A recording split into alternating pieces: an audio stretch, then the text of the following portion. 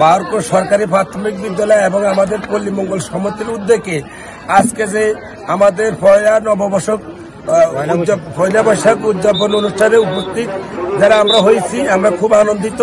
আজকে আমাদের উৎসব মুখরিত জনতা অনেক আনন্দিত। আমরা এখানে খেলা উপভোগ করছি, হাড়িভাঙা খেলছি এবং বালিশ প্রতিযোগিতা দিচ্ছি এবং বেলুন প্রতিযোগিতা পুরুষ এবং ছাত্রছাত্রীদের মাঝে হয়েছে, অনেক সুন্দর হয়েছে, সবাই আনন্দিত। এবং আমরা বিবাহিত এবং অবিবাহিত রশি টানা প্রতিযোগিতায় আমরা বিবাহিতরা ইনশাআল্লাহ আমরা দিচ্ছি। সরকারি প্রাথমিক বিদ্যালয় ও পল্লী মঙ্গল সমিতি কর্তৃক আয়োজিত আমরা আজকে বাহারপুরে যে একটা মিলন মেলা, একটা বাংলা নববর্ষ উদযাপনে 1432 খ্রিস্টাব্দে যে একটা আয়োজন করা হয়েছে, পুরো গ্রামবাসী খুব আনন্দিত। এখানে ক্রীড়া ও সাংস্কৃতিক অনুষ্ঠান হয়েছে এবং এর মাধ্যমে আমরা পুরস্কারও বিতরণ করব।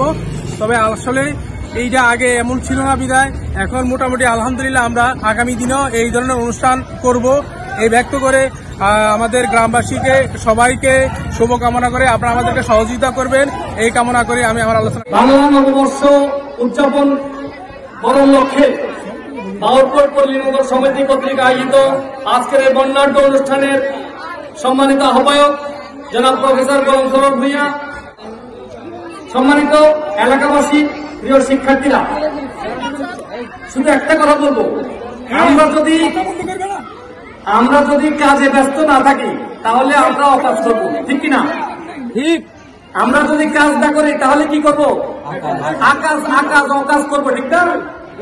সেই জন্য আমরা একের পর এক ভালো ভালো কর্মসূচি দিয়ে সবাইকে ব্যস্ত রাখার জন্য আজকে মূলত এই আয়োজন।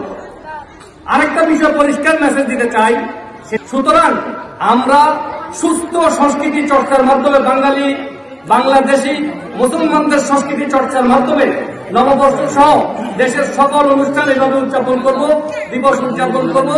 সবাইকে এই আয়োজনে কষ্ট করি প্রচন্ড খরতাপের মাঝে উপস্থিত হওয়ার জন্য সবাইকে ধন্যবাদ জানাচ্ছি। আপনারা দেখছেন দৈনিক কর্ণকণ্ঠ, সবার কথা বলে।